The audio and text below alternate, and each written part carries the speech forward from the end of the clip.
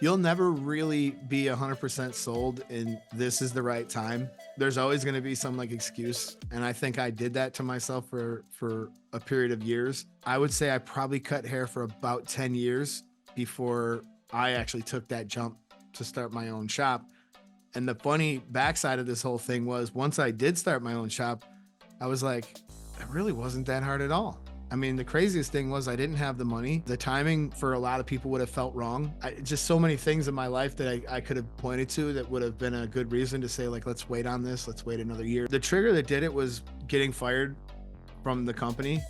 I would say that was the catalyst where like I didn't care about like any other goal. At that point, I had a singular focus that I would achieve, and I was so certain in my outcome of success that I was literally blinded by any type of opposition to it, any thoughts that would come and go. Like none of that was going to stop me. I knew that I would be successful. I knew that I would do this, and once I was feeling that sold and that sure of myself, I had my clientele was so big that I knew that if I had to, for some reason, work at this shop by myself, I could still make rent and make money on top of it.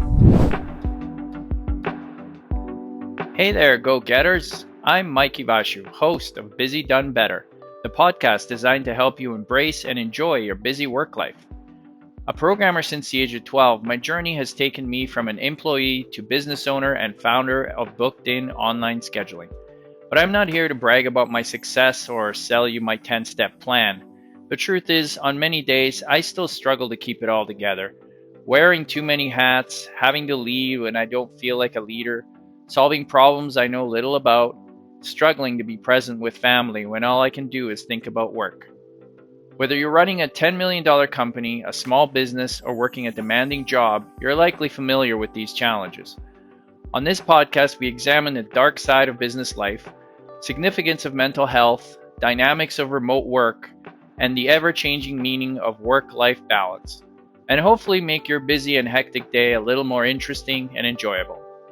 In today's episode, we welcome one of Booked-In's most successful and esteemed barbershop owners, Eddie Murawski. From humble beginnings, Eddie worked as a barber for 10 years before starting his own barbershop. But he didn't stop there. Eddie wanted to help others, so he started a YouTube channel to share his knowledge and empower others in the barbering community. The YouTube Barber Academy now boasts over 150,000 subscribers and has made Eddie into a bona fide barbering guru. Eddie is also an innovator. He realized that the traditional walk-in barbershop model resulted in too many unhappy customers. So he pioneered a successful appointment-based system to enhance customer experience and operational efficiency. He shares his struggles, from the pressures of running his barbershop, spending time with his wife and 3 kids, constantly producing creative and engaging content for his YouTube channel, to the challenges of learning a new language to better serve his diverse clientele. He opens up about how being fired from a previous job was a blessing in disguise, propelling him to leap into entrepreneurship and eventually leading him to where he is today. So if you're an aspiring hairdresser or barber or just in need of some inspiration, have a listen to Eddie's story. Hey Eddie, how's it going? Welcome to the Busy Done Better podcast. Thanks for joining. You're welcome. You're welcome. I'm doing great, man. How are you, Mike? I'm doing good. You're a fascinating person. You came from humble beginnings, built up a successful barber business. You've run a popular YouTube channel, the YouTube Barber Academy, with I understand over 150 subscribers. Yeah, 150,000 subscribers. Oh, sorry, And 1,000 subscribers. Hey, you just missed a few. It's okay. Yeah, just a few. And you're starting a barber tuition initiative to help underprivileged students help pay for their barber education, which is unbelievable. And all this while raising 3 kids. How do you do it? I don't know. I was on my way back from the gym today and I was just thinking like time is the only enemy. I can do it all. I just need more time, and Yeah. that's really where honestly it just comes in handy to do some scheduling and just trying to manage my time correctly, and that's why I use Booked In for that. To be honest, I even use it for some of my personal things and personal times and days Oh, off. wow, really? Yeah, Cool. just so I can get everything in, because like it's great when you have a thought that you want to do something, but without action, a thought is just meaningless and it goes nowhere. And I think all of us have so many great thoughts throughout the day, like, oh, I should invent this, or I should do this, or I should start making a plan to maybe start working out or maybe like, but where do you actually take action? And one of the easiest places to start taking action is like, okay, I'm going to schedule this into my day. This is going to become a normal part of what I do. And I find that that's what allows me to kind of make a little bit more than a millimeter of progress in every direction. Cause sometimes I think that's how it feels for me. Like I'm making good progress here, good progress here. Here, I'm not quite where I want to be yet, but I'm getting there. Um, It's a long journey to get to sometimes where you want, eh? Like it's perseverance is a big thing. yeah. And, the latest thing that I've become pretty much obsessed with this idea that I'm going to learn Spanish. And especially after last weekend, I spent conversing with a lot of distributors from South America, Central America, and I just wanted to understand them better. I wanted to understand their culture better. And I honestly began studying Spanish about 5 days ago. And I've decided that literally I've booked that into my schedule where I will spend at a bare minimum 1 hour every day. If it takes me 2 years to become somewhat Yeah. fluent, I think that would be a great goal. And another great goal would be to teach a class in Spanish to actually be able to help more people that don't speak English. I think that would be a wonderful goal, a great one to have for me personally. Yeah. Helping people is seems to be common theme through a lot of the things that you do. You're always looking for a way to help people. Yeah, What I what am. what drives that? I think if I could point to anything, it would be my great grandmother. She was a lot like my mother growing up. And I think I took a lot for granted what she was doing. She was almost like living her life for all of us. Anything that she could do to go out of her way for myself, even friends that I would bring over at any hour of the day, cook us food, go through clean clean the laundry. I mean, just she just did so much for everybody else that I think I took a lot of it for granted. And I think that me doing stuff for other people, it kind of helps carry on her name. And I just want to make her proud, you know? Yeah. Oh wow, that's a great motivation. Is Yeah. your let's talk about your beginnings. How did the whole thing get started in barber industry for you? How did you become why did you want to become a barber? Well, yeah, I remember talking with one of my best friends. He was convinced he was going to be a pilot. Other friends, I'm talking, we were like really little, and I really didn't know at all what I wanted to do. I didn't have that, like, I'm going to be a police officer. I'm going to be a firefighter. Like, I didn't have that in me. I didn't know. I was just naturally curious about practically anything. I could definitely have seen myself go in a variety of different directions, but I grew up in my great grandmother's house. She was a beautician. She actually had a salon in her basement, Oh, and this okay. was going on. I didn't really think much about it. It wasn't like because of that, like I jumped into it right away. Like that was just a normal life for me. I would see ladies Mhm. coming up with perms. I would eventually start kind of messing around cutting some of my friend's hair in the basement. She had a little bit of a salon there.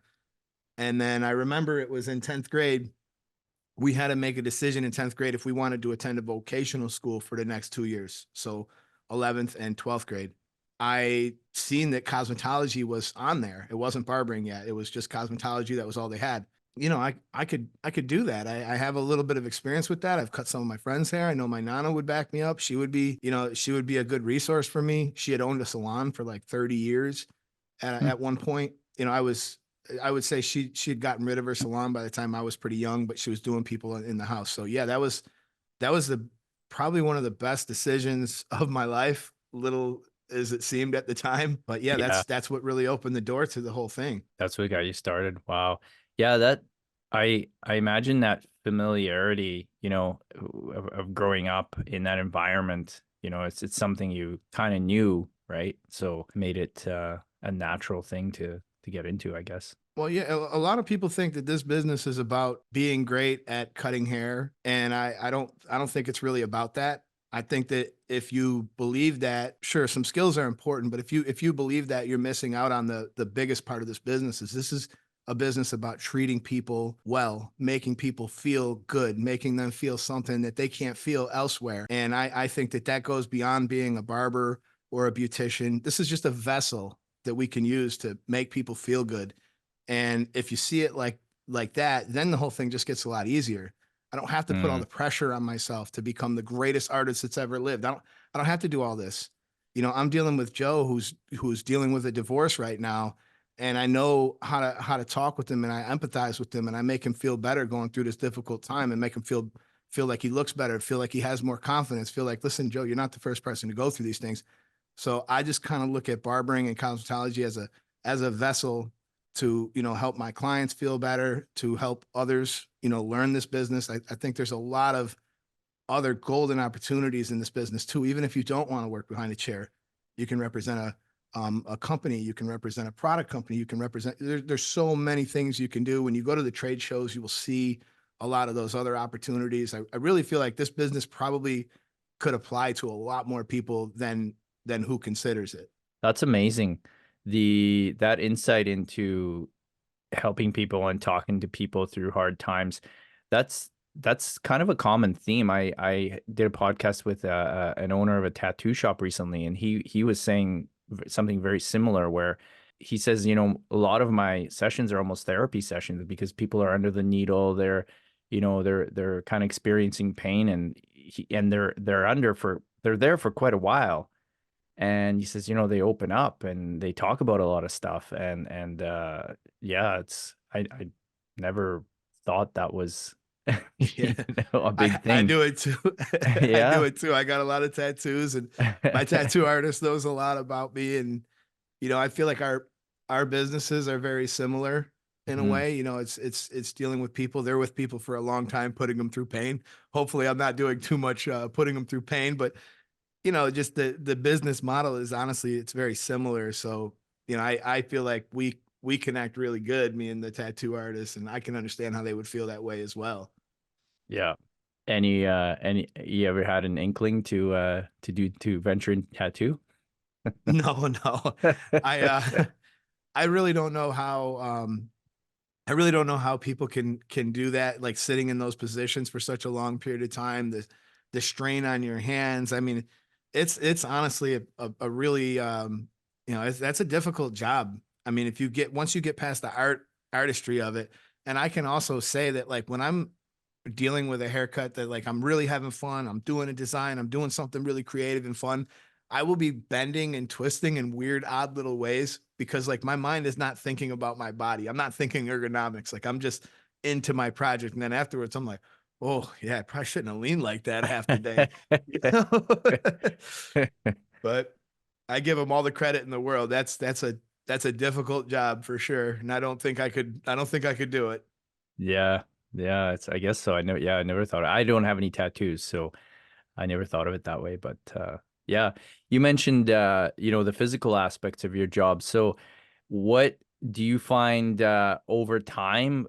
You mentioned you went to the gym this morning. Is that do you do that regularly as you know, exercise and other things? Like how do you keep your energy up to do all the things you do? Oh, 100%. I have seen firsthand, you know, I seen my actually my family, a lot of them are in the hair business. It wasn't just limited to my nun. I had two uncles that were barbers, and so I'd seen firsthand how Okay. your body can deteriorate if you're not you know, taking care of yourself. And you know, we're Italian. We're eating spaghetti every night. We're not you know, my family is not exactly the smallest of people. So I was thinking to myself that, you know, I really need to make sure that I take my health seriously. I figure if I could lift like reasonable weights and I can get up and I can exercise, I could certainly stand up and lift a clipper and work all day without having as much pain as if I didn't do that. So I absolutely take fitness serious. I think fitness also kind of for me, it blends over into other areas of my life. It goes beyond just trying to make myself feel good. It's a discipline. It's I get up and I accomplish this, and therefore my next meal that I eat, I don't say like, oh, I'm going to eat a bunch of donuts. Like one good decision for me begets another, as one negative decision for me begets another also.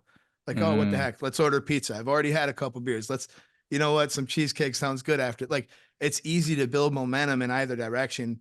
So I'm really like a big proponent of like get the workout done in the morning, and that just sets me up for the rest of my day to make good decisions dietarily and otherwise. Like Honestly, you'll laugh at me for this one, but I take cold showers. I love the whole cold exposure thing. Like I'm into doing things that make me uncomfortable because Mhm. like, I can't really explain 100% why. It makes me feel good to do them. It gives me the sense of like some type of accomplishment. And honestly, like a 2 minute cold shower, over the long run, it just makes me feel awake throughout the day. It makes me feel great. It's, a good and natural means of, kind of, I don't know, just accomplishing something for me. Yeah. I share that with you actually. I've also been doing cold showers for a couple of years now, and it's super addictive. I literally can't have a shower. I always start off hot, but always end off cold, and I can't have a shower without ending cold. It's just the feeling is so addictive. I know. You And feel like if you want incredible the when you're worst done. shock, this is the best this is the best way to do it. The worst shock that you'll ever feel. You wake up, you roll out of bed. That's when your body temperature at its hottest. Stand in the shower, crack it only to cold, and just take the whole thing. Oh, That's when your heart rate's gonna go up, your breathing is gonna go up. Like, but afterwards, you're gonna have like a sense of like euphoria. And the moment you turn it off, it's over. Like the second you step out of a cold shower, you're no longer cold. right. When I was in Buffalo last year, it was during March. I jumped into the pond and swam. My friends thought I was crazy. They're living there. They're wearing all these jackets. Mind you, I live in Florida. I live in, it's like 80 degrees like every day here. Right. And they're like, "How are you not cold?" I'm like, "Oh, believe me, I was cold when I was in there, but now that I'm out, it's 40-degree weather. I'm dripping wet and I'm not cold at all because it was so much worse in there." Yeah, that's amazing. Yeah, It's funny. I've never done the right out of bed thing. I'm gonna give that a try. So you don't start off with hot water first, you just go right to cold. No, I found that the hot water will relax me, and I'm trying to wake up at that point in the day. Yeah. So I don't want to be relaxed at all. In fact, like if I get in there cold, I keep it cold and I wash up and get out cold. I've found that like I will feel like extremely wide awake almost no matter how tired I am when I wake up. Especially if it's a day that I sleep to the alarm, which is honestly kind of rare, but once in a while it happens. Sleep to the alarm, it's like, oh, this is really gonna stink, but I'm gonna do it anyways. I get in there and then I'm like, well, I'm wide awake now. Yeah. Oh yeah, it definitely wakes you up.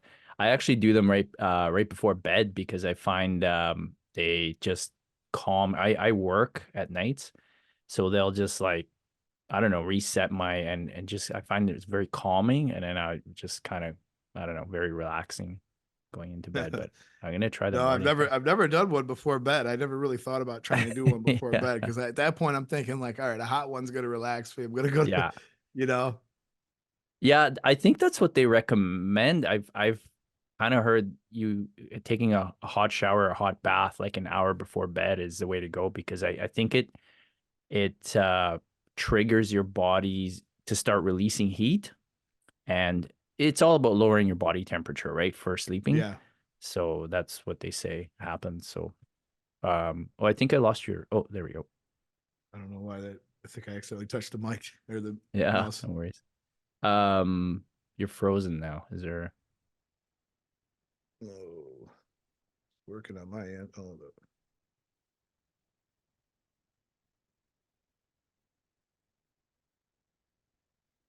Hang on, let me try to unplug it and plug it back yeah, in. no worries.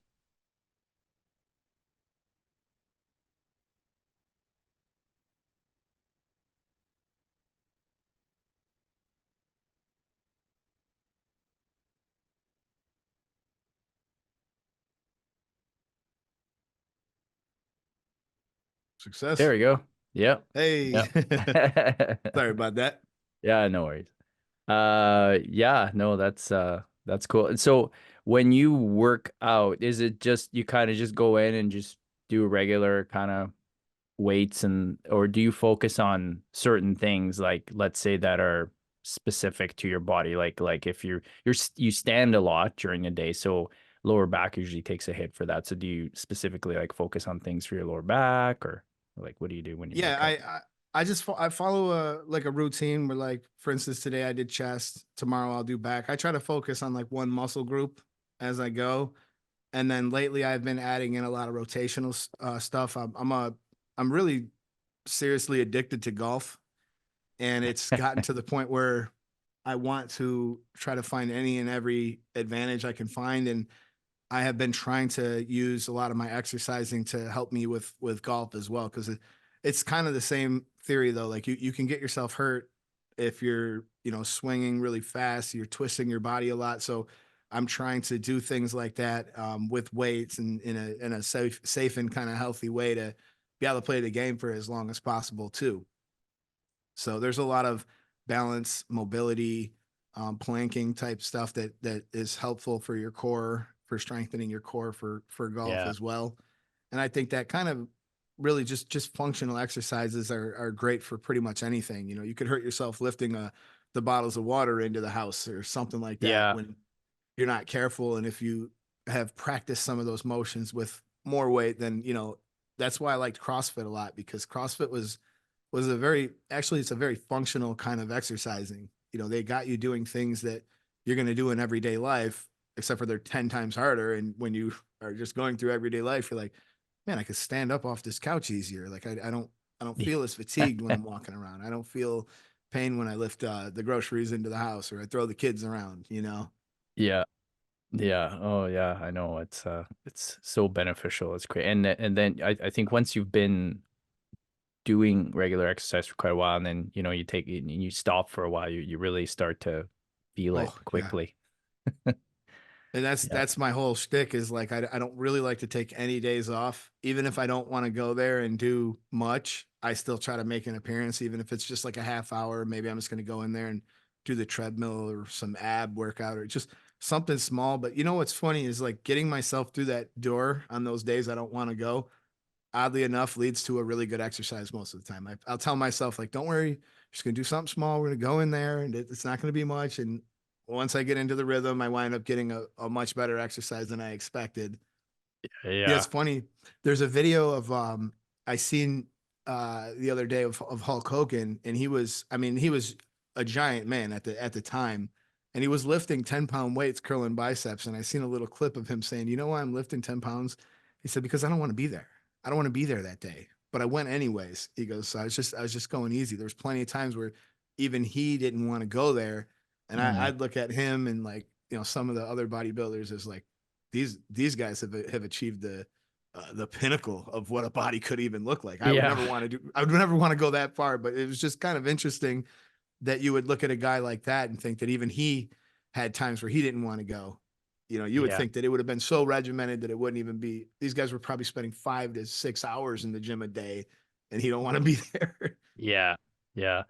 I think that's a kind of a common misperception where you see people that love sort of become successful at what they do. Like you, for example, you've successful barber, you've got a very successful YouTube channel, and there's probably a perception that, oh, like you probably love every single moment of that, and there's no, because that's what people see, right? But that's not the reality. Is a lot of times even people that have you know achieved sort of what looks to be quite a bit of success from an outsider's perspective, they don't realize there's still a lot of days where you just like you don't want to do it.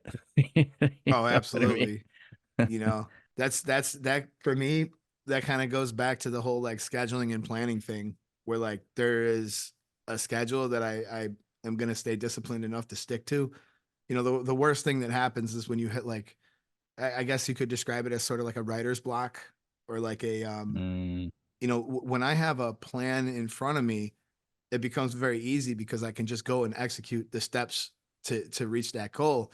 But sometimes when I'm trying to think of contents and series, and I've just done so many, I've over 730 videos that I've drugged myself to the computer and edited that many times. So sometimes it can be hard for me to come up with an idea that feels like new enough to warrant me doing it. And I'll just sit around and I'll say to myself, like, that's just not a good idea. This is a waste of time. You've already done something like this. Like, so sometimes there's obviously those doubts and there's those moments where it's like, okay, that's kind of where I feel like it is really helpful for me to have this hobby of going to play golf, because it's a total mental reset. It resembles nothing else I do in the rest of my life. And for anybody who's out here listening, who is super dedicated to working, I really do think it would be helpful for you to have an outlet of some kind. Maybe it isn't golf, it could be Hmm. something else, but just something that you can kind of unplug from this. And my wife, she hates it because I don't really turn it off. Like it's hard for me to not talk about what I'm gonna do next, or like all our conversations Mm. revolve around the same things, and it's maddening to her. So she's honestly like kind of grateful that I got this like golf or some time to kind of like unplug, especially when I'm in the heat of the battle with like a script or something like that. Like my mind is just like, how do I make this more concise? How do I get this down to be more digestible? The idea is good. Now I'm rounding out the edges. But once I got that plan, it's like, okay, now I'm like full speed ahead. And I'm always Yeah. surprised by how fast I end the projects because I'm like, well, that wasn't so bad. It was worse to try to plan the whole idea before, when there was Yeah. uncertainty in the air, it was difficult. But once I had the plan, and I would say definitely it really boils down to scheduling. That's why I respect you guys and your company, because I think a lot of people don't really understand when they're trying to do something great, they're going to need to set up some time out of their day to do each one of these things, and having a good way to schedule that time in a appropriate way to approach those steps, that's going to lead to success, more than just having some plan that's just floating around in the ether that we just can't reach and grab. Yeah. Yeah, I mean, for us, I've always been sort of motivated same way that you have. I just at the end of the day want to help people. I built software for my family. I built software I was a professional software developer for quite a while before I started running a company. And my greatest joy of it all was trying to build technology that helped people. And most of the technology out there drives me absolutely insane because I know it's sort of, people just trying to chase money. But a lot of it doesn't help. A lot of it makes people's lives more difficult. And I just think that's wrong, and I don't want to contribute to what I think of is the landfill, the technology Yeah. landfill, where so it's That's a great yeah. point, man. I actually, you've just kind of articulated that in a way that I feel about like some of the content that's out there, like some of the destructive content that's out there, both inside and outside of my niche. Like I'll watch some of the content. I'm like, that doesn't help anybody. Like, why would I want to do that? Like, I don't really care so much about getting a bunch of views from people who are just like, I don't know, not going to be helped by this. Like, I think to myself, before I create a piece of content, I try to keep that mission statement in mind. My goal is to try to reach and help as many people as I can and bring them into this great business, or at least make them aware that this is an option. And I try to go back to my mission statement in those times of doubt that I'm not 100% certain what content I want to create next. Like I don't like want to say that I don't care that there's 150,000 people who follow me, because I certainly care about that metric, but I care a lot more about the ones that I can reach and the ones that I can help. And people think they need an army. Like, really, if you got 150 people that are like following everything, like think about what 150 people would look like in the room that you're in right now. It would be a ton of people. Think about, Yeah. just everything you can do with just that group of people. So I think that we get hung up on the views or the, metrics of YouTube and all these other things, when the reality is, if you just keep your mission statement and you do things that align with your values, you're going to be happier. You're going to be more content. You're going to reach more people, and your content's going to be better because it's what you're passionate about and it's coming through that content. Yeah. Staying true to yourself is so key. And I I don't, for me, it's a struggle. It's not always easy because it's really easy to try to cheat, you know, Yeah. in any aspect, whether it be sports, business, being, a content creator or whatever. You can always try to just fall into that path of just following the money type of thing, and compromising who you are and compromising your values. And it's easy to do, and it's very tempting, and the temptations kind of never end. And it doesn't matter what level you're at, No. so it's in this world, especially because we're just constantly bombarded with messages, and you should be this, you should be that, right? Like, I Yeah. don't know, maybe it's probably more or less difficult depending on what your personality type is. I think some people seem to be seems to be easy to be true to themselves. maybe that's not the case. I know for me it's a struggle a lot of times, but yeah, kudos Yeah, to you there's for definitely there's definitely a lot of people that are, and there's nothing really wrong with taking some other content and putting your spin on it and putting it out there. But like at a certain point, like we have content that's being regurgitated and regurgitated over and over and over again in just like these minute different ways, but it's all the same thing. It's like sometimes for me, it's almost easier to sort of stay away from what other people are doing, stay in my own lane and kind of build my own thing. Like there was a period of time on YouTube where I could say that I didn't watch any other barbers content for probably about 4 years or more. And it wasn't because I didn't want to watch them. Like I wanted to do collaborations and I did in some cases, and I wanted to watch them sometimes, but I didn't want to inadvertently copy them or really be influenced by what they were doing. I wanted to kind of try to be my own like thing. I just wanted to be my own original thing. yeah, And, it's a ton of respect that I have out there for a lot of creators. It wasn't because of that, it's just I didn't want to do that. yeah, yeah. Seeing people who seem to have, you know, achieved a lot of or at least a lot more success than yourself, and yet still seem to stay true to themselves, is such a massive respect for that, because the Huge. temptations that they've gone through along the way to sort of cheat, cut corners, go a different path, right? So yeah, and I Yeah. think the more successful and the more you become, the harder it gets, because everybody wants a piece of you, right? Yeah. So I mean, I don't have the problem, but I imagine Well, I it imagine. is getting, especially in this like last show, like every show that I go to now, things are just so much different than they were when I didn't have a following, when I wasn't, putting myself out here like this. So now it's like you really gotta be careful. I don't want to do business deals that are gonna go against other arrangements that I had. Like there's so much more now that goes into it, and there's so many tempting things that come your way. And I think it's just so important to just kind of stay true to yourself and be respectful to all the people who have helped get you this far as well. And that's Yeah, another reason why, like, I wanted to thank you too, Mike, for believing in the mission with the Barber Tuition Initiative. And we talked about that a little bit earlier in the program, but I have managed to do one tuition giveaway so far, and it impacted this girl's life significantly. And I really thought when I first put that piece of content out there that I really thought that YouTube would pick up on this, that it would get more views, that we would get more, donations, that everything would start to kind of go, and it didn't. And I got a little bit I was just disappointed in how that hmm, went. I wanted to help more people, and I sort of let the idea kind of fade away a little bit because it didn't get caught up in the algorithms.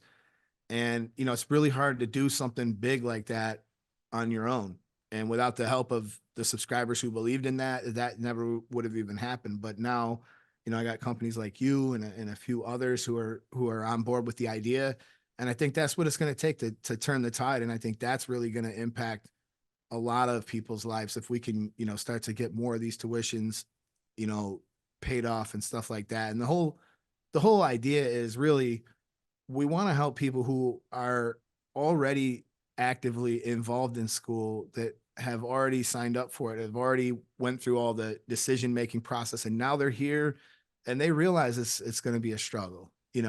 Some people are working 2-3 jobs to go through. And when I was a barber instructor, I seen this all the time. I was there hmm, for 11 years. There was a lot of great students that I think would have done really well and didn't push through to get that license. So, that was the big motivating factor in me, like trying to do this for people, because I was like, geez, look at this kid. What a good kid he was, and he could have done this, but he had kids, and there was plenty of women that had kids that were taking time yeah, away from their family and working another job and going to school that night. I got all the respect in the world for those people, because in a way I feel extremely lucky. I went to school through high school. I had a very opportunity that I don't think a lot of people got. I really think the trades gap in this country, and in all countries, really, I think everybody wants to, go off and go to college and do all these things, but when they get involved with that, they realize like, man, this is a huge financial burden. This is going to be more difficult than I thought. And then maybe I'm not going to make the money that I thought. And there's a lot of trades that you can have a really good and successful career in. And this is one of them, you know?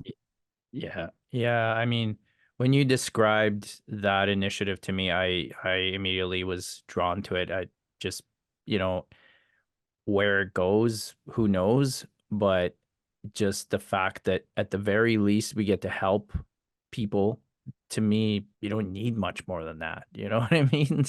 Yeah.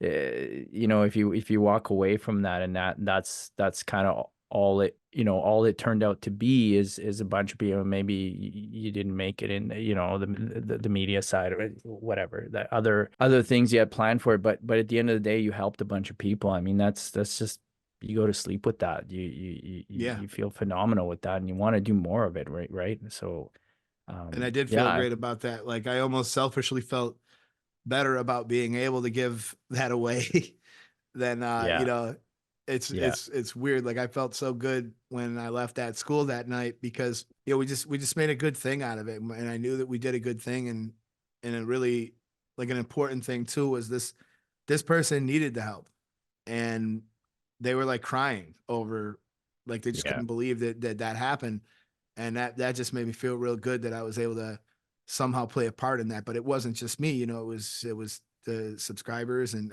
a lot of people contributed to making that happen. I just happened to be the vessel that was the one there handing it to her. But you know, I really am looking forward to doing more stuff like that, and who knows what else we cook up along the way. I mean, Yeah.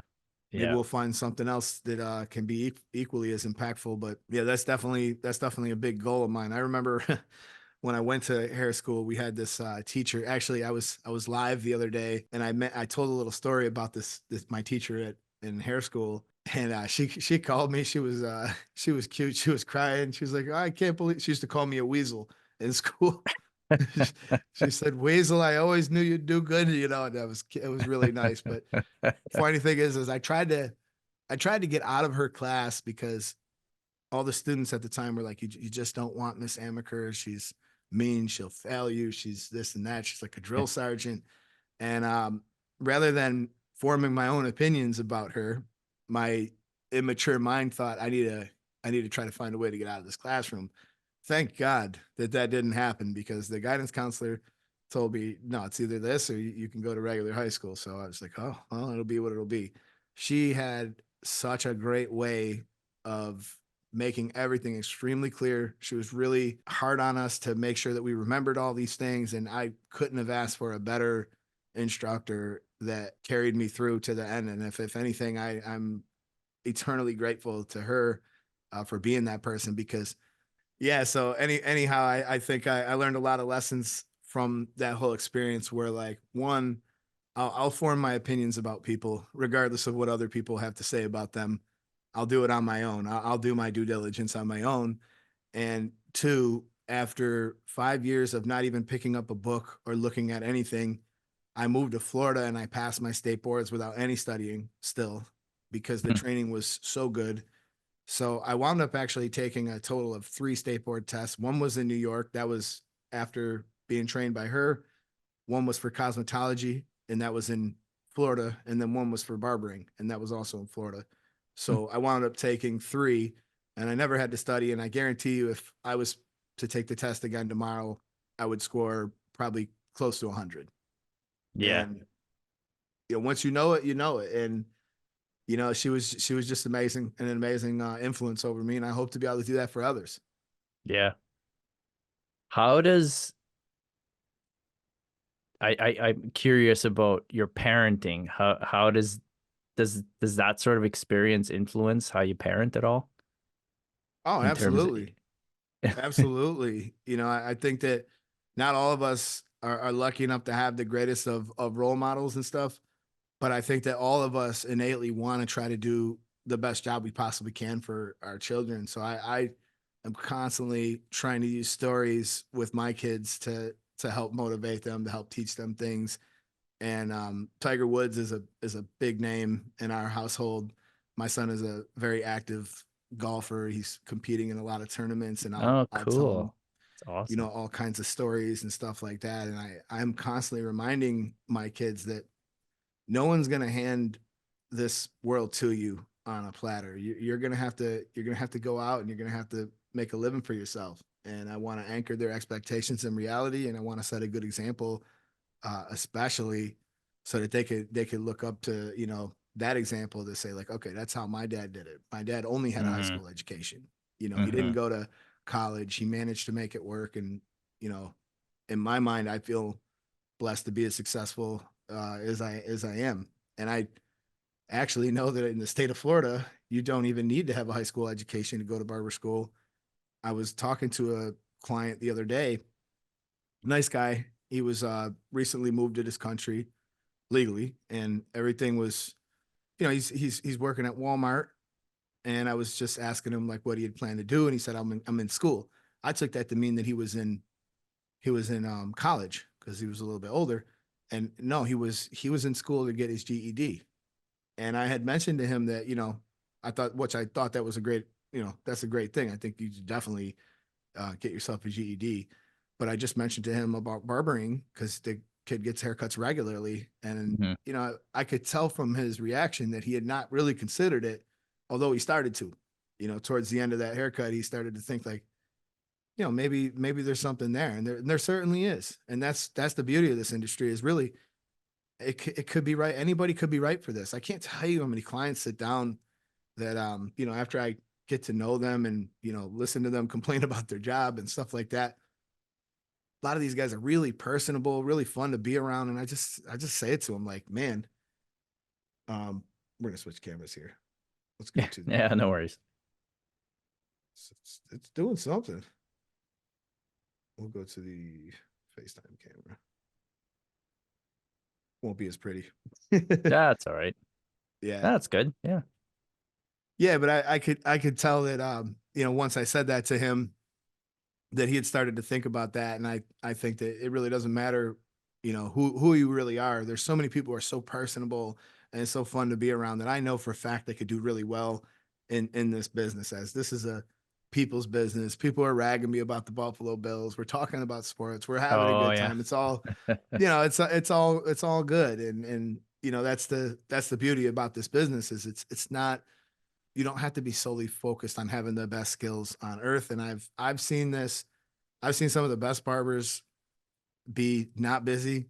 I've seen barbers who don't have the greatest skills be really busy. I've seen all walks of life find success in this business, and this is just like anything else. You have to you have to be realistic. When you get out of school, it's going to take you 2 years before you start to make money.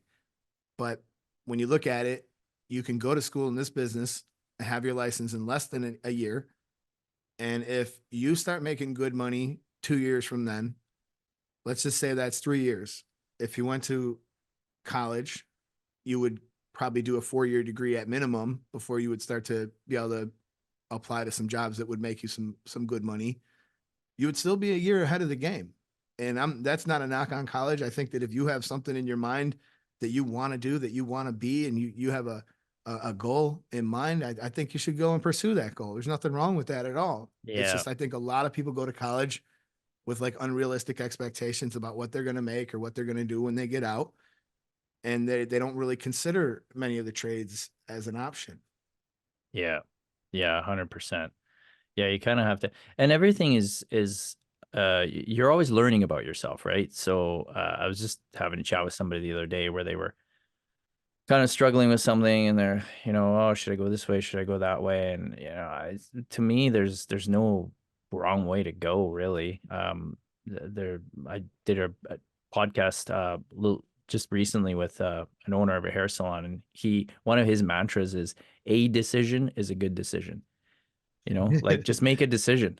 Cause you're just going to learn from whatever decision you make. Right. And you may not get the results. Like there's no such thing as a wrong decision. It's just, you make a decision with the expectation of some kind of result, and sometimes your expectation gets matched, or maybe halfway gets matched, or doesn't get matched at all, and then you just kind of adjust and go forward from there, right? Like so, but yeah, Yeah, so it's definitely. Definitely. yeah, They say it's like the hardest thing to know is oneself. Yeah. Yeah, for sure. And yeah, and I mean, the best learning lessons are from trying things and going, geez, I thought I'd really like this, or it seemed good on paper, but I don't really Oh, like it. So, or maybe there's a piece of it I like, but I don't like the rest of it, or whatever, yeah. right? So, Yeah, I yeah. think we've all been there at one time or another where, I remember doing, oh, hang on a second. Somebody, you still there? Yeah, yep. Oh, okay. Sorry, it's just like popped down from my desktop. Somebody called. Yeah, no worries. But no, I remember, doing like video work for like certain companies, and I was making commercials basically for them, and I was just like not really clear how to price it and things like that. And I remember I did one for this bug company, and I didn't really think about the fact that I was going to be around a bunch of bugs. I didn't think about the fact that I would be crawling through attics that are 120 degrees, and my cameras would be around all this dust. And so I take the job for way lower than I should have, and I did all that, and I was like, why would I even do this job at all, let alone for how much I did it for?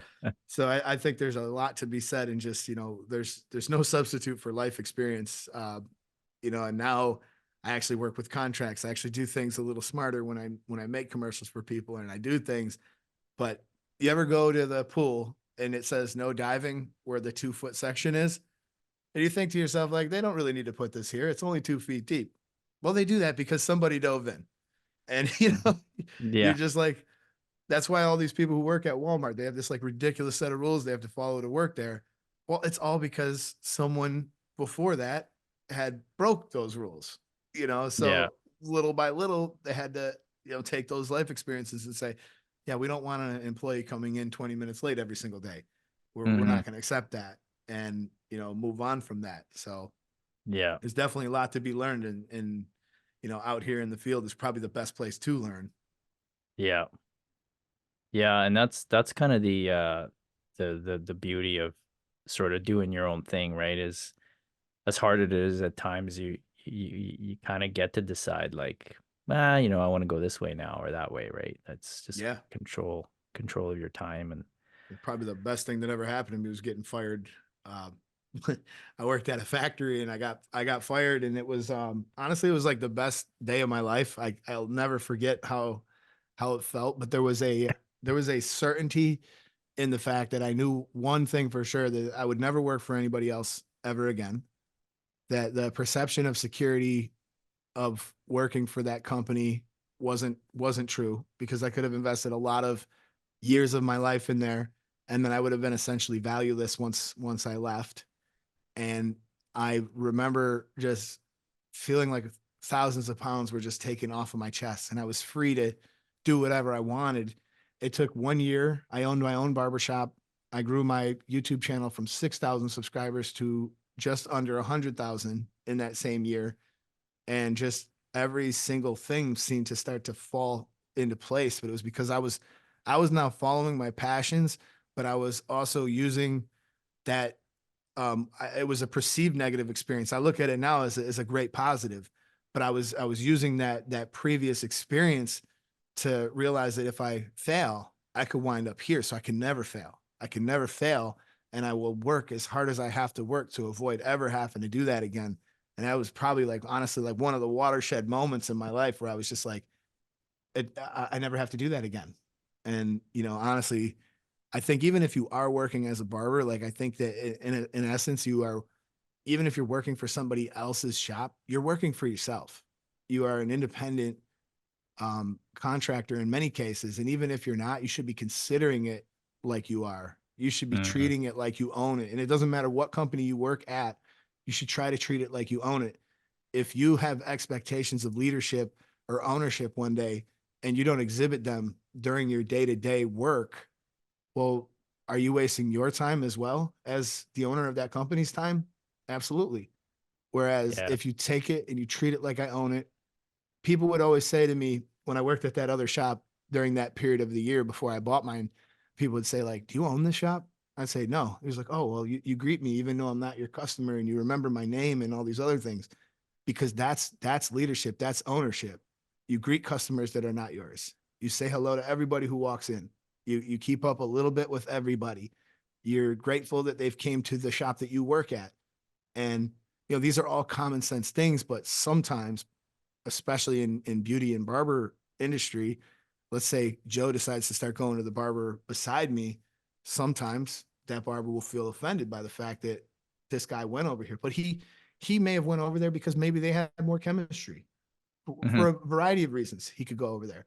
But the end of the day is the ownership mentality is I'm grateful that he's coming to the shop, and I'm not going to make this client feel uncomfortable because he decided to go to a different barber within the shop.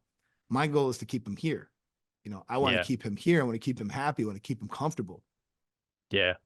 You started your own barber shop. You worked for someone else, right? That's what, did I Oh, understand that several. correctly? Yeah. Oh, okay, There's a lot of several. Yeah. learning. There was a Yeah. lot of learning experiences I that led guess, up yeah, to I guess you don't just go finish your school and start up your own shop right away. people who Um, do. yeah. Yeah, that'd probably be a little tough Oh, without the definitely. experience. Yeah.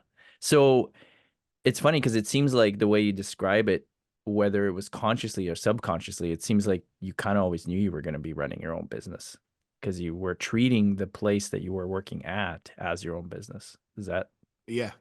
That's correct? 100% accurate. I was so sure in my mission that I wanted to do that. I was 100% sold on the fact that I would be in that role. That I knew that I had to start behaving as a person who was already in that role. Mm, yeah, that's that's amazing. That's also a common theme that I've heard now. Some of the small business owners is that they kind of always knew that they would wanted to run their own business, and that was the kind of the goal, the end goal, even when they were working for other people. So you're kind of you're gathering intelligence, right? Yeah. And before in getting to the point where you're pretty confident in, yeah, I know how to do this, right? Um, And I and think that then, we all have our own ideas, like of how to run the company better and things like that. And I think that we all have those things, but like to to know how to lead, you must first know how to follow. There's a reason why mm, your boss is doing things the way they are. Whether it's right or wrong, that's kind of irrelevant. There's a way that that boss wants things done. And believe me, despite whatever you think, when you become the owner, there are going to be certain things that you're going to expect out of your people that they're not going to understand. So, mm, if you're in either of those roles, you have to be patient and understand that, your time will come and you'll be able to make those changes. And then you'll see why. In my experience, one of the, you'll like this because one of the things that I fought with the most about a previous employer was I wanted to do appointments. I wanted to have a booking app. I wanted to, like, my schedule was so chaotic as a walk-in barber that I honestly didn't know what time I was going to leave. I was coming in at 5 in the morning, and sometimes I wasn't leaving until 8 p.m. oh And wow, it, you it doing was haircuts just, at 5 in the morning? I still do. I still do. Really? Yeah, actually, if you look at my booked in app, you'll see there's people that tomorrow I'll get there at like 5:30 in the morning, and there's people who get their haircut before work. That's Wow. the beauty is you Okay. can build this at Okay. any time. Yeah. You can Yeah. with appointments. Without appointments, I'd be there at 5 a.m. doing nothing. But with appointments, I can pretty much schedule them to whatever convenience that I want and my customers want. How much lead So, time do you set for your appointment? Like, do you can someone just book an appointment kind of half hour before they come, or do you have a certain amount of lead time that you say, uh, well, if I was newer, I would certainly let that happen. But now I actually try to make sure that they book their appointment at least like 24 hours ahead of time. I think I might even okay, have it set right now for like 2 hours ahead of time okay, because a problem that you could run into, you're right with your app. I'm able to move it to whatever I want it to be, which is a nice feature. But something that can happen with certain scheduling conflicts is like nobody's here. I'll take this walk in. You start cutting this guy's hair, and it's actually going to take you probably 40 minutes maybe to do him because maybe he's getting his beard done, and somebody books an appointment when they were sitting in the parking lot.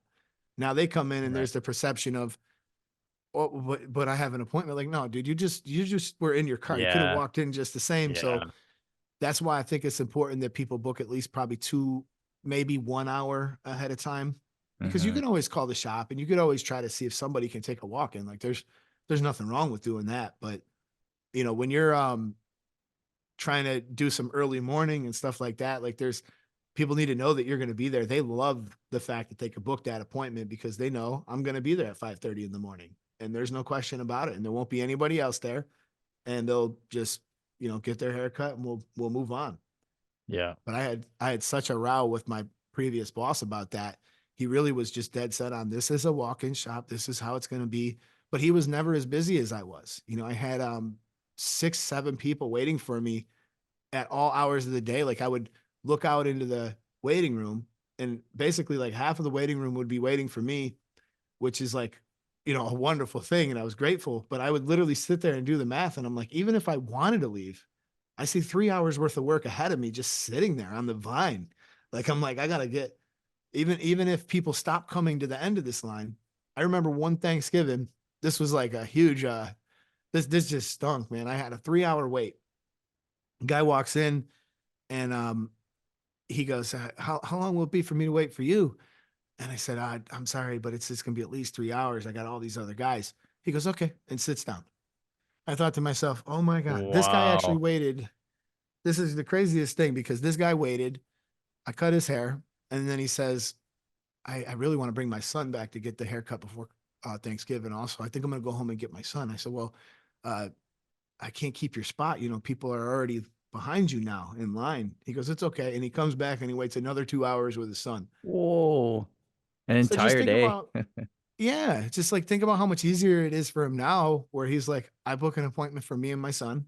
Mm, I know when I get there, unless I'm running, which is rare, I don't really run behind anymore as much now that I've got my times really well figured out and established, especially with customers. And, I'm able to, when somebody books an appointment, I'm able to look at that base time that I have set. And some people don't take as long. Some people take a little bit longer. So I'll look at that mm, appointment and I'll just adjust it manually real quick. Like, I'm like, I know he don't take long, but mm. that's the wonderful thing. So now this guy, he knows when he comes to the shop, he's in, gets a haircut, and he's out. And his Yeah. time's valuable too. Yeah. It's not just my time. It's their time's valuable too. They Yeah. can't spend 5, 6 hours at a barbershop waiting. Yeah.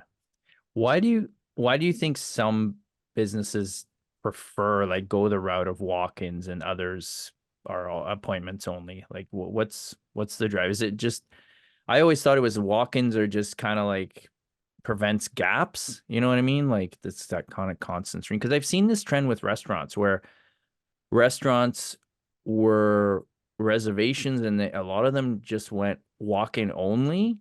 There's a popular restaurant here in like a Canada, like a chain, where they kind of went back, and then they went back to reservations um eventually, because I don't know why. I'm not part of the business of running that, but I imagine it's because of that. Like, the people eventually would show up and like, oh, because I know me, if I go to a restaurant and I walk in and it's a 45-minute wait, I'm like, okay, see you later. I'm not sitting here for an Yeah, hour waiting to get in. There's lots of other restaurants. So 100%. um so I wonder, is that why you think, like, why did that business kind of really want to just stick to walk-ins? Like, if I was to like play devil's advocate on the appointment thing at all, I really don't come up with a whole lot of great reasons to have a walk-in service, especially, in a barbershop salon setting. But I can think of one reason why some people might do it is one, they probably don't know that there's all these really easy booking apps. Two, they probably are concerned that their customers might not be able to figure it out. Maybe they got older clients or something like that. That could be a concern. And then three, one of the I would say worst reasons would be they don't want to see their staff build relationships with those customers out of concerns that they might lose them if they leave. So, Hmm. certain salons and barber shops, especially some of the chain ones, they're not really looking to have people waiting for certain people. They want to have a customer be able to just walk in and quote get the same great experience with everybody. But we all know that that's probably not exactly what's really going to happen. But there are people out there that really don't care that much about how their hair actually looks, and they're just literally just making that pit stop because they're obligated to and getting that haircut. And that's a fine business model and it works for some Right. people. But I do think there's probably the fear for some business owners, but what they don't really understand is they're going to maximize their time and they're going to maximize their profit, and they'll know when they can leave and actually have a healthy balance in their life. And that to me is worth more than any money, Yeah. could be. That's interesting. I never thought of that angle, that, scheduling actually is really allows you more balance as the worker, as the professional, Oh, versus especially for like for me, walk-ins. like a perfect example for me and for one of my other barbers, our kids do sports, right? And I always thought to myself, like, I remember when the only sport I really did as a kid was I wrestled. I wrestled since like seventh grade all through high school. My dad never came to not one single match, and it wasn't because he didn't want to. It was because he was so busy working, and he didn't have that life balance. Obviously, he spent time, and we did other things that were great, but he just literally couldn't make those Mhm. times, and that resonated with me. And I thought to myself, like, when I am working, when I have children, like, I want to be able to put that stuff aside. I can get the money back. I want to make sure that I'm there at my son's golf tournaments. I want to be there for my daughter's soccer, and I want to be a good parent who's active in my kid's life, and that's so much more important to me than the money or the perception of losing the money. But that's the beauty of having the booking app, is I don't lose the money. I simply Mhm. schedule the appointment and I make the money anyways. And all my clients are so understanding. Like when a tournament pops up and I have to travel somewhere and take them, I call my appointments and I say, hey, I'm doing this. Can I make this appointment for you tomorrow at this time? You want to just rebook? And you know how many times they're just like, no, don't worry about it. I'll make another appointment. So I don't even have the stress of doing that either. I literally can Mm, just call them and say, hey, I'm going to cancel your appointment. Can you rebook? Yeah, no problem. yeah. And especially with YouTube too. And I travel. I was just a whole week in Miami. My customers, I didn't miss any. Tomorrow my book is full. Yeah. Every time I open my book, it will be full. It's Oh, not that's even a amazing. concern. So it really gives you a lot of freedom to sort of, Yeah. Yeah. mold your time and your days to do the things you love, which And which yeah. I find for me that can be a little challenging sometimes, because it can, I find there's periods I go through where I'm just not focused, because I'm just all over the map, like a little bit here, a little bit there. Oh, I got an hour, I'll do a little bit of work. It's hard to get into a flow state. Oh, yeah. And flow state for me is, for certain things, is absolutely necessary. I imagine for creative side of things, it's Oh, also extremely necessary. But at the same time, it's, uh, you know, it, that thing you talked about a little while ago, where you would recommend anyone to have a hobby or something where they just walk away, and it's the clarity, right?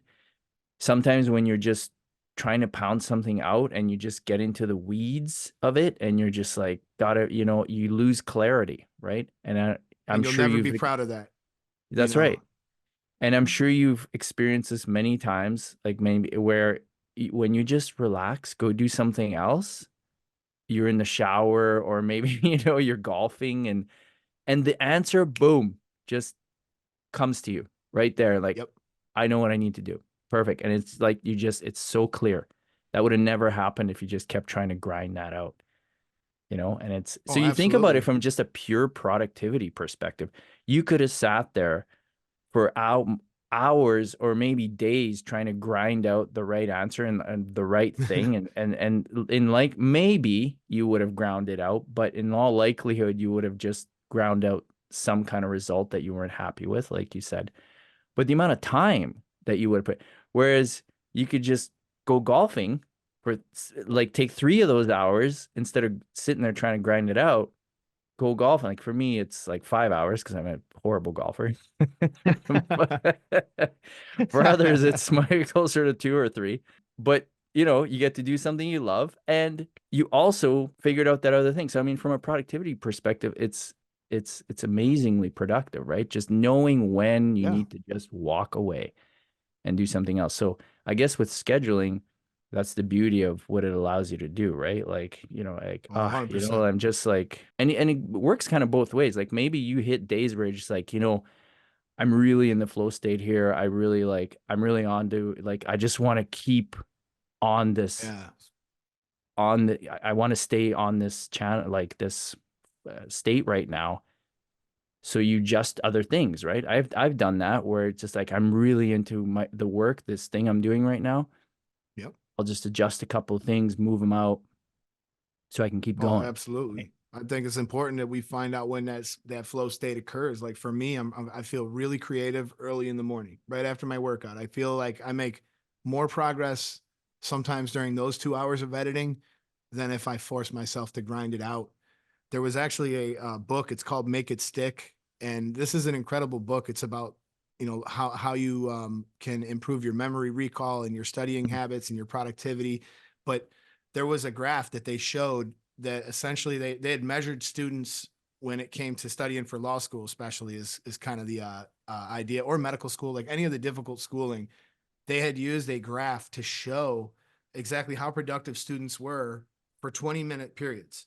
And then they would start to kind of nosedive. If they forced it, they'll just continue down. But when they took as little as a 10-minute break, they would come back and their productivity would plateau again, and it would stay good Mhm. for a while. And then it would start to nosedive.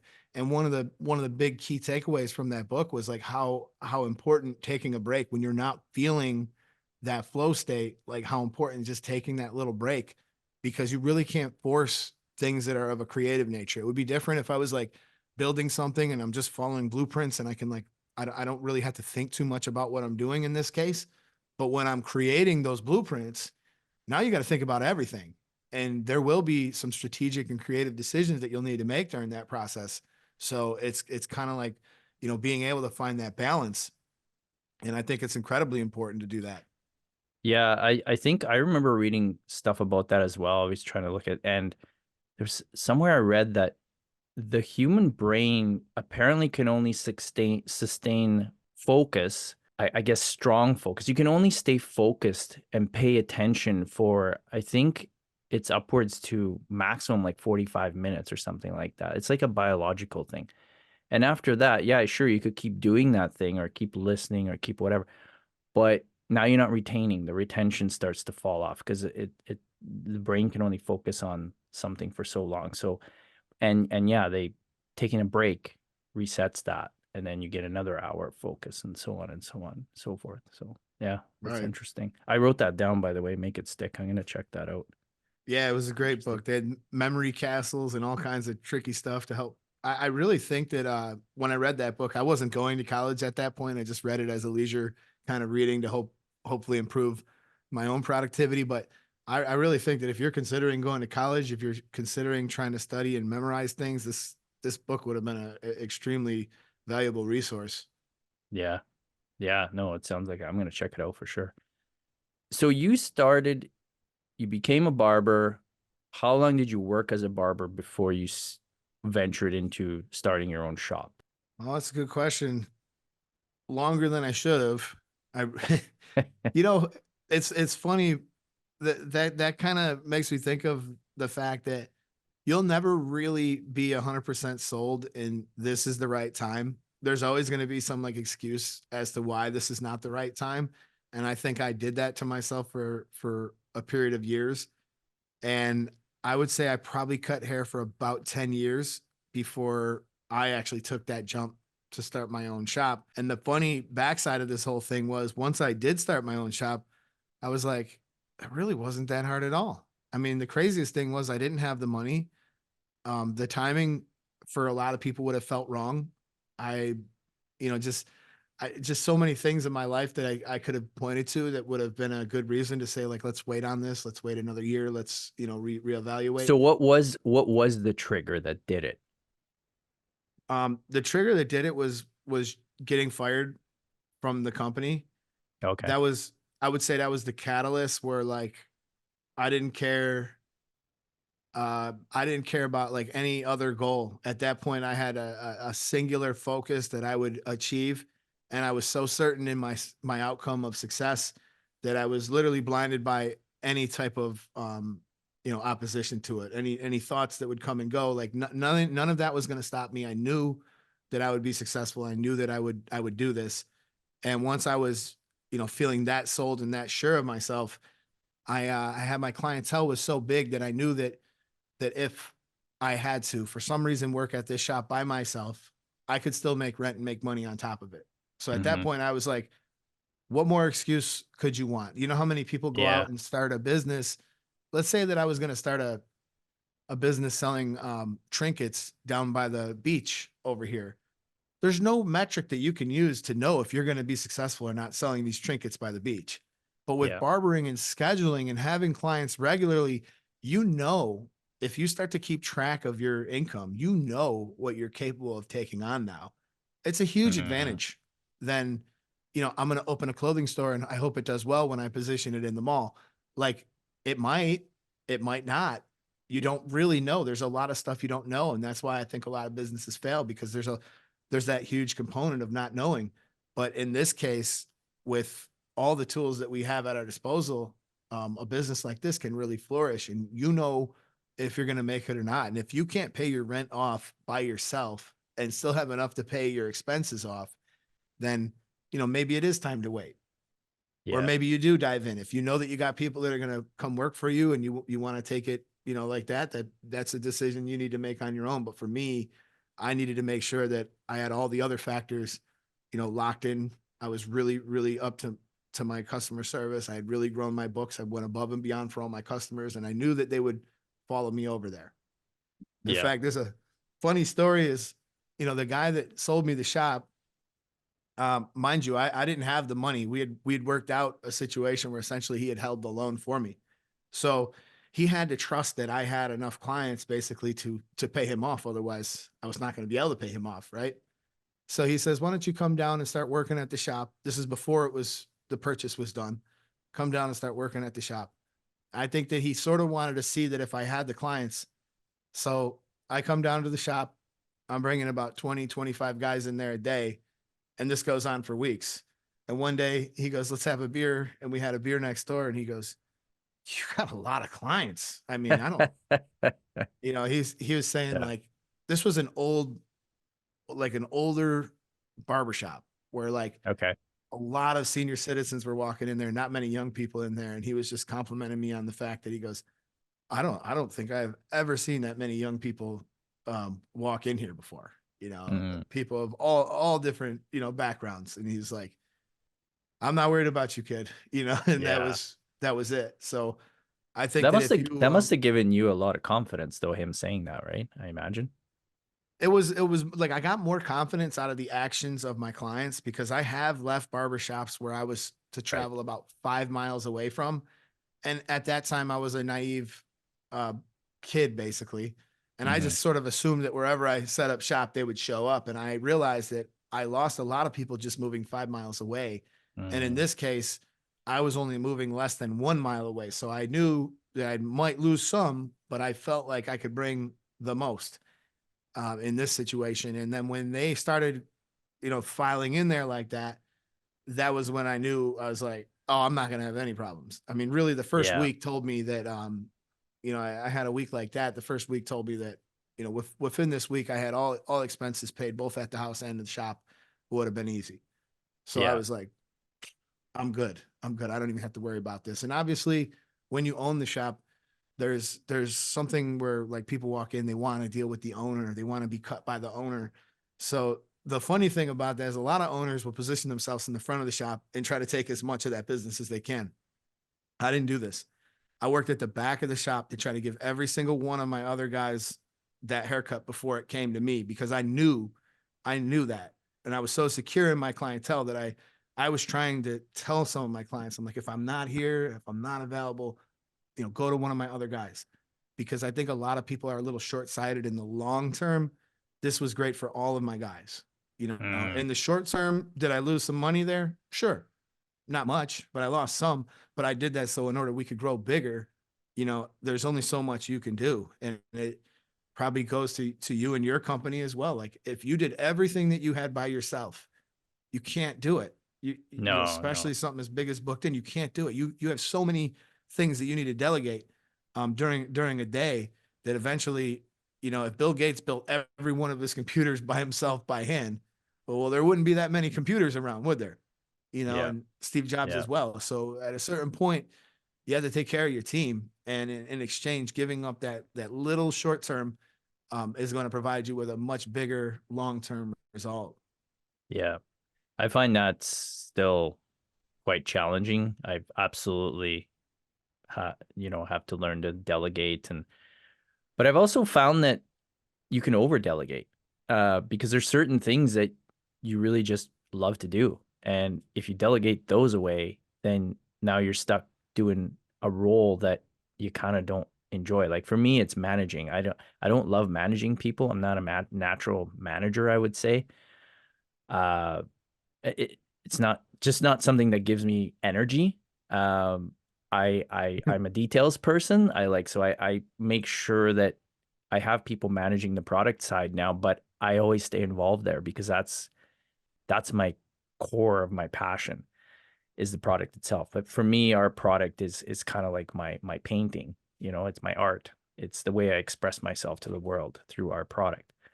So it's super important that I never fully let that go. But at the same time, I knew that if I stayed super let me ask you involved, this. then I couldn't do other things which I needed to do. So yeah. Let me ask you this. Is there ever the component of this for you? Like, one, I know this isn't true, but me, I sort of feel like a lot of people look up to me and want to do some of the things I did, right? And they want to grow themselves and do all this stuff on social media and stuff like that. So me, I personally sort of expect that out of the guys who work for me. I expect you to want to handle your business in the same way that I do. I don't expect you to cut corners. I expect you to show up on time. I expect you to do all the things that you're supposed to do as if you own the shop. But a lot of people will not do that. And that drives me mad. And that's kind of why, Mhm. like, it's difficult for me to manage people too sometimes, because I have an expectation where this, to me, this would be common sense. If I was in your position, I wouldn't be in your position forever because I would be doing the things to get to this position. So Mhm. that's one of the things. Like, I wonder if there's ever a Yeah. component of that to you where, like, sometimes you feel like some of the stuff you're saying honestly is common sense to you, but for some of these guys, sometimes it isn't, you know? Yeah, I think you hit the nail on the head there in terms of, if they did things the way that I do and everything, then they wouldn't be working for me. Do you know what I mean? So it's kind Yeah. of like The double-edged there's sword. yeah, exactly, right? Like if you yeah, so I mean everybody's different. And I think I've just sort of realized this over the years that I think a business does need, and yeah, you're absolutely right. I think at the beginning you have that perception, and I still think it's very important to find people with a passion. Like you have a culture in your business, right? And you drive that culture. So I think it's important to keep maintaining that culture. But yeah, at the same time, the understanding that, well, you know, my employees like enjoy having a job and they enjoy working for me. And if they had the same, you know, personality as me or whatever, they wouldn't potentially be having a job. They would be running their own business, right?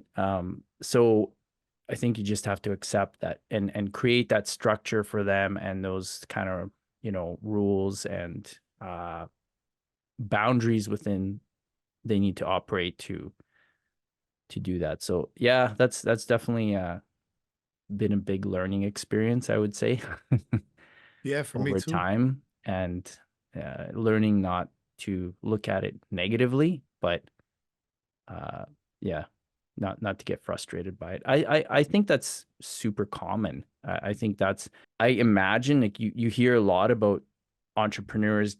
Many entrepreneurs can't make that transition to that's to scale to larger because they can't sort of let go, or Oh yeah. they're too. And I used to think of that as, oh, I don't want to be that guy. I want to, but then you realize something a guy on a previous podcast kind of reminded me. He also runs a successful salon here in Winnipeg. He'll go through his days where he's tempted to think about expanding his business.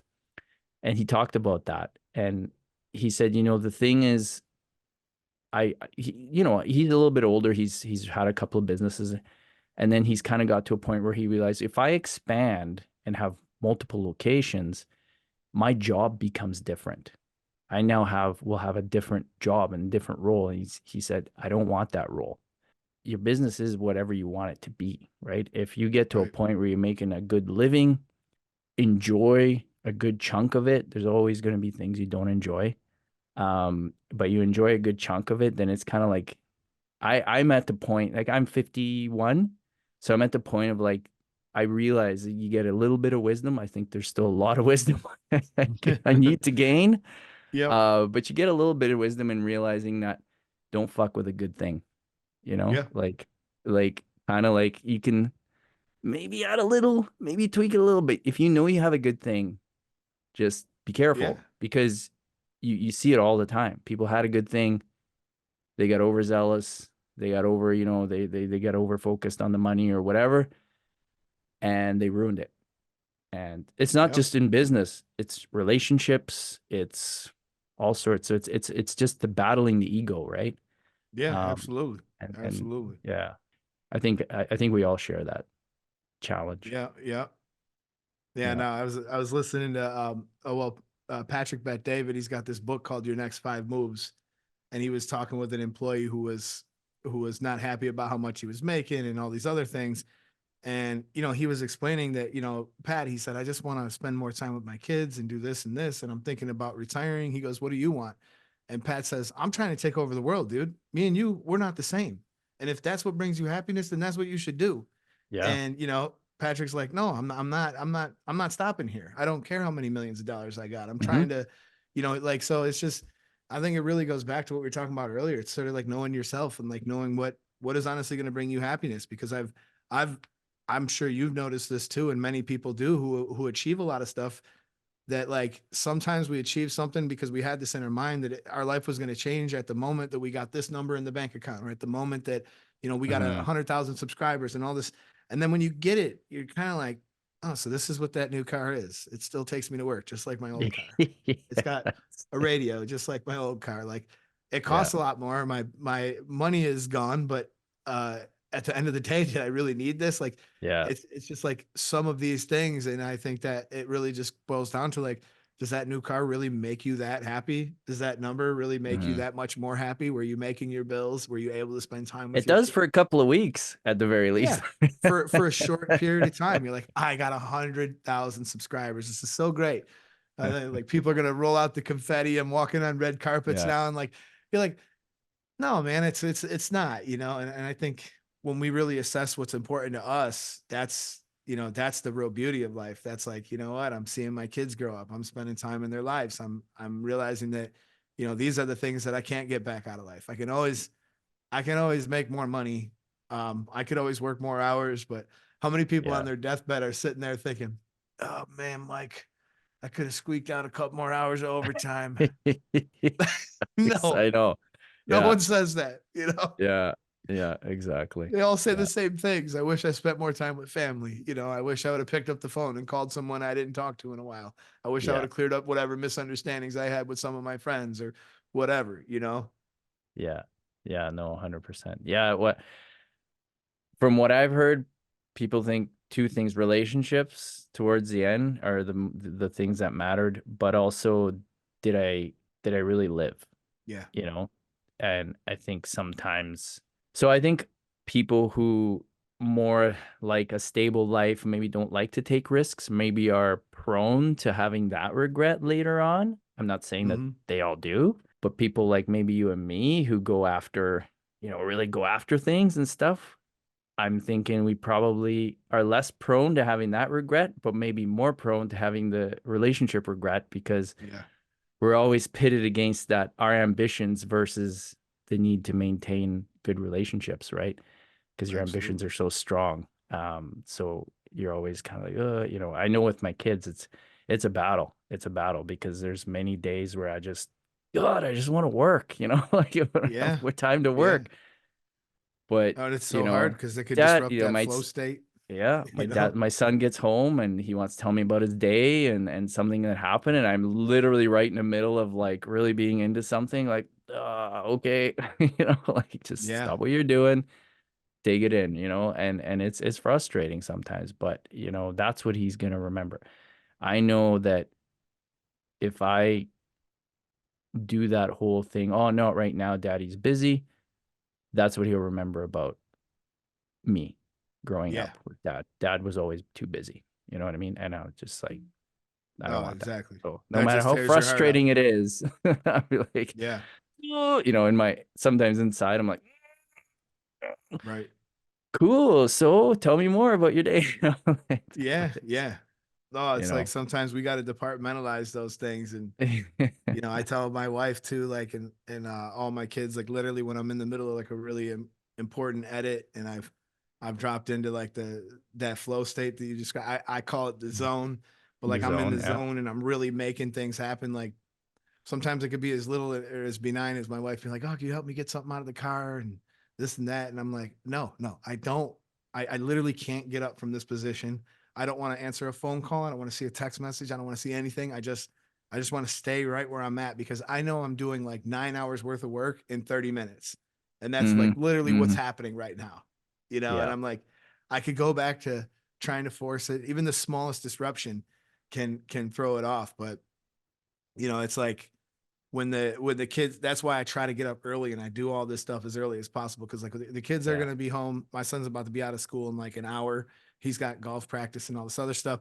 Like that's why it's like great that I made such a good impact. If I start working at 5 a.m., honestly by like 11, 12 o'clock, I've got an entire day done, and I don't even feel guilty about leaving and going and doing Yeah. stuff with them, Yeah. so it just really boils down to just having that good schedule Yeah. and trying to find that balance. But I know what you mean, like especially when you said you work at night, that complicates things because Hmm. sometimes that's when it's time to do dinner and that's time to Well, I help work kids at with night their after homework. my kids go to bed. Like I work really late sometimes. And Oh, do I've always been a night owl, like ever since I was a teenager. And I went through a you? very long phase of trying to be a morning person, getting like I used to do Brazilian jiu-jitsu for a number of years. So I would get up at 5:36 to go to my morning class. And for the same reasons, like if I did it in the morning and kind of it's that time where, I'd get home and my kids were just getting ready for it. So that part was great, but man, getting up was killing me. And then I watched this master class by this guy, Stephen Walker, I think was his name. He's like a renowned expert on sleep. And he mentions in one of his that he says every human being has a chronotype. And essentially you have a genetic wiring for that, like that whole, early bird versus night owl. It's a thing, like it's genetic and you can't change it. So there's some kind of wiggle room in as when we're young, we tend to wake up obviously earlier. Then as teenagers, we sleep late. Then as we age and get to elderly years, we tend to revert back to waking up earlier.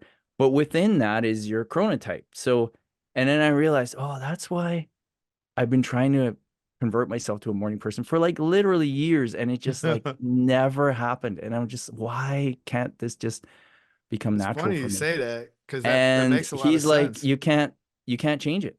And so finally I was like, okay, I can't do this. And I actually really enjoy working at night. I find that peaceful. I get zoned in at night. Like sometimes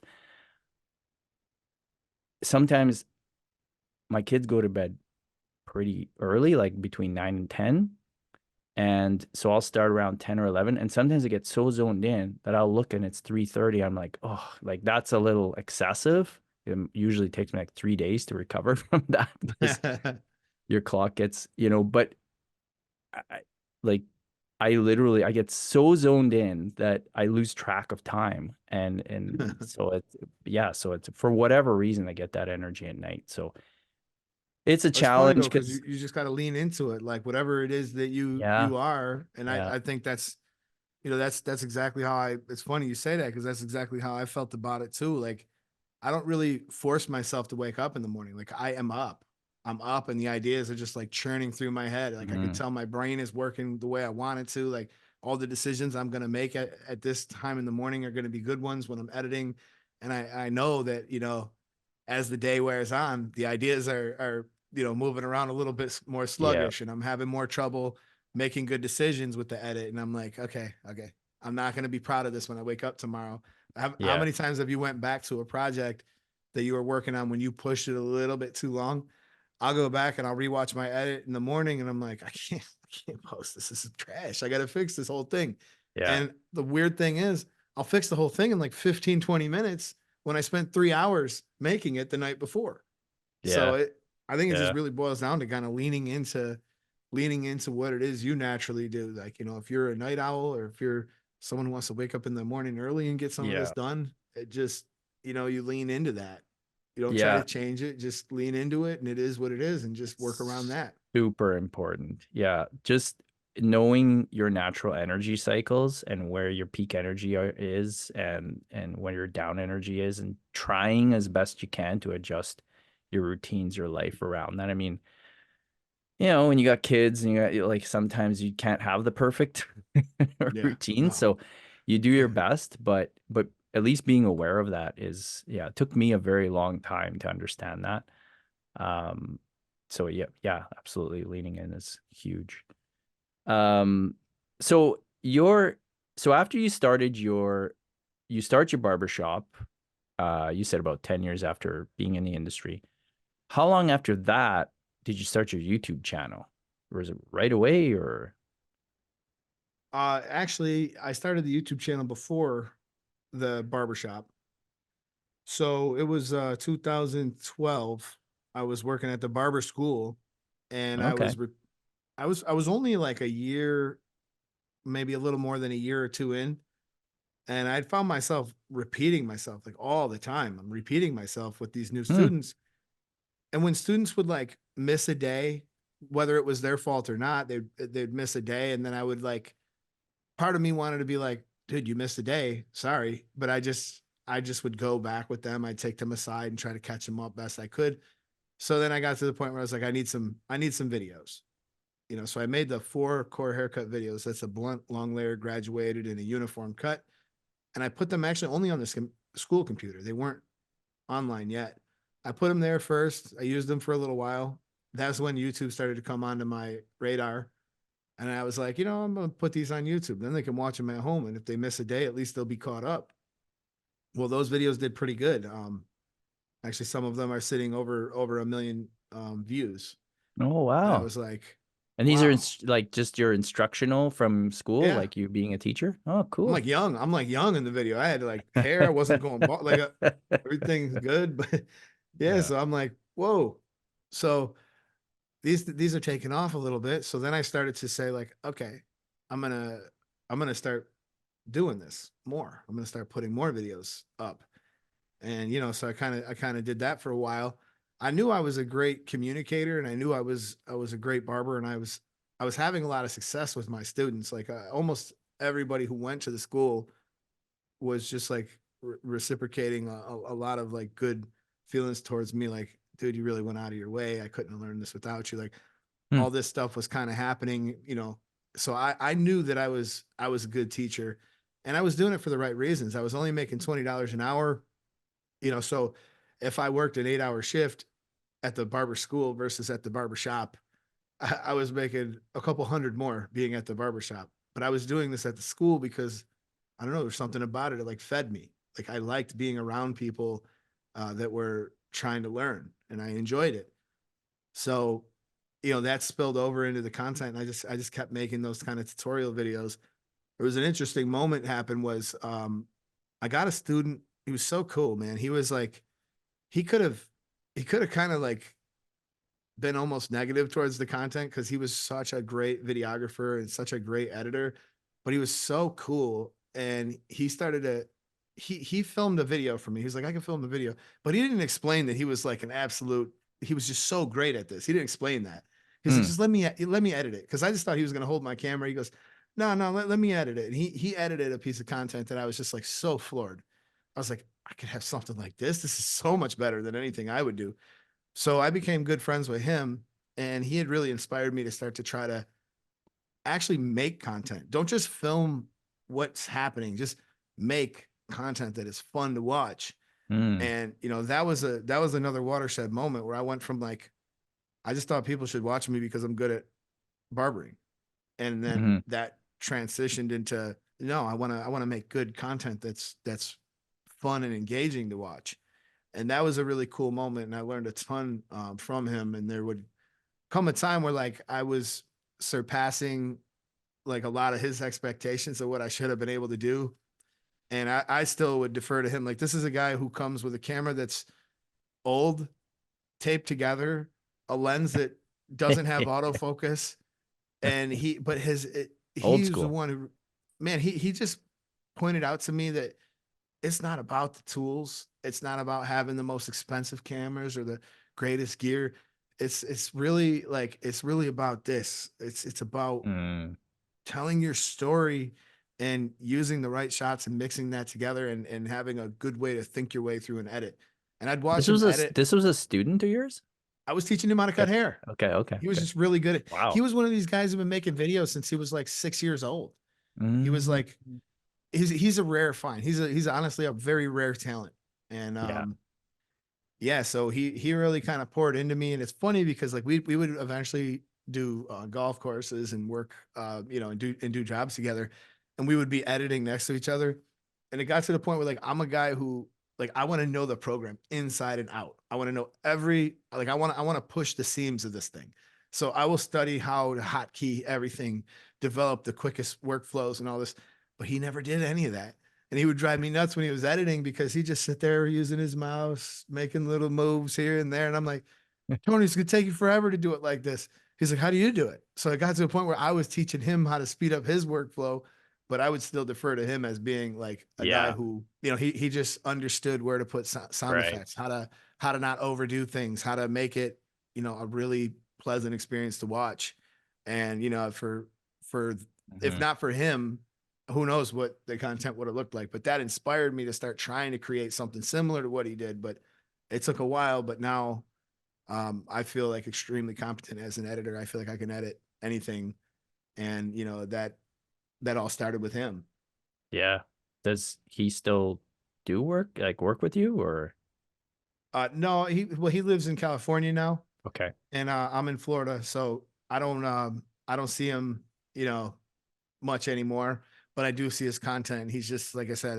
If you ever watch his stuff, especially if you're into making content, you'll watch his stuff and you're just like, God, that was such a great idea. What a great idea to pair those two shots together. I've always been like just in awe. I remember one Yeah. time this was like a funny story. I was a little mad at him this night, but we shot a wedding and he didn't eat. He flew in from California, he didn't sleep, didn't eat. And they offered us like a couple of beers towards the end of the night, right? And I told him, no, I don't think it's a good idea. You haven't ate. So it got to the point where he was definitely getting a little bit intoxicated. Right. I was a little bit upset with him because like we're here to film and do a job. Dude. We're not here to party with these guys. Like it's nice that they offered it to us, but when I watched the footage in the morning, it was so damn good. I was floored. I was floored at the things that he did with that camera. I mean, he's using the most unstable lens. It would, if I tried to do what he did, it would be jostled all over the place. But Yeah. it was almost like he had it on a machine, on a gimbal, and all the shots he took were so perfect and so in focus and so perfectly exposed. And I was just like, I called him in the morning. I go, Tony, I can't believe this. I can't believe this. I you know that should be like a test to see if the thing you're doing is like if you have a gift for something is just to do it drunk. Right? 'Cause Oh, if you he's can got pull a it off gift. great drunk, then it's like that's you got a gift. You know what I mean? Without a doubt. Yeah. Yeah. Oh, that's amazing.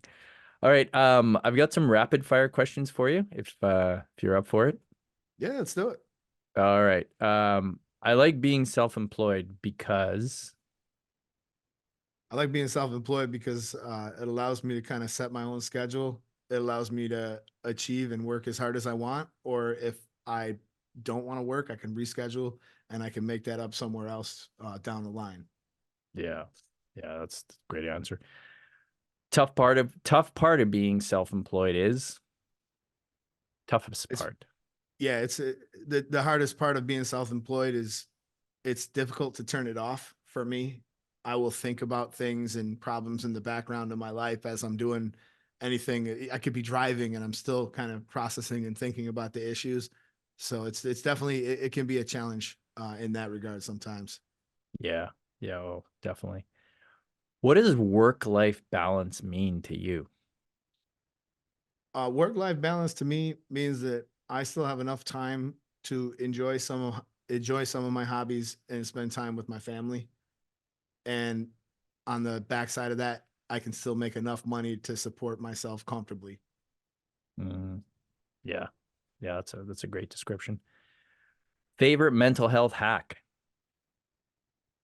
Favorite mental health hack is definitely going to be going to the golf course and Yeah. working out and fitness. I think all of these things can improve your mood and give you that little break that you need to continue to be, successful. Yeah, well, that makes sense. And you've already mentioned a few, but what is your best scheduling tip? Best scheduling tip would definitely be to lean into what it is that you do. If you feel good and comfortable and happy in the morning, then, build your schedule around that. Do the most important things that require a lot of brain power at that time. If it's in the morning or if it's in the evening, I would encourage you to kind of do it to what suits you best, because it's not a one size fits all kind of thing.